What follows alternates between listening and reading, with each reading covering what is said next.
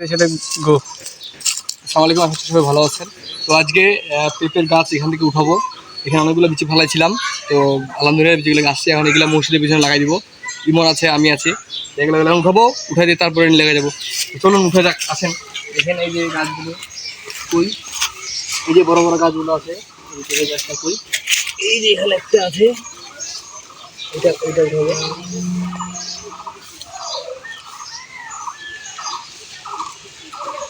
এই যে একটা কেজি নেব এমন একটা পাতা নেন, এখানে রেখে দিলাম। তারপরে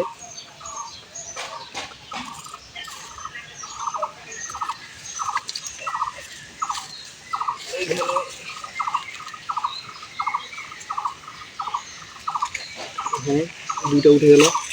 তারপরে এখানে আছে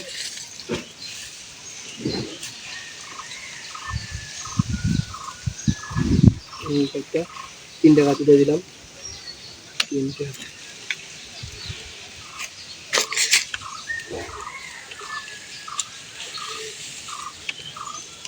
চলো না, চারটা লাগা দিয়েছি আগে, চারটা,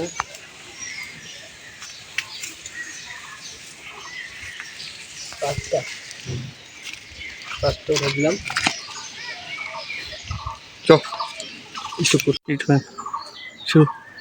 তো আমরা চলে আসলাম পেঁপে গাছগুলো নিয়ে মসজিদের এখানে। এটা হচ্ছে মসজিদের পিছনে। তবে এখানে মসজিদ হবে, তবে আপাতত যেটা হচ্ছে না, কিন্তু আমরা পেঁপে গাছও লাগাই দিই। যখন এটা উঠাবে তখন আমরা এটা কেটে দেবো। আর এগুলা যদি বড় হয় পেঁপে ধরে, সেক্ষেত্রে মসজিদের উন্নয়ন কাজে ব্যবহৃত হবে সে টাকাটা। তো আমরা এখন লাগাই দিই। এবং এখানে দিব নাকি একটা, হ্যাঁ,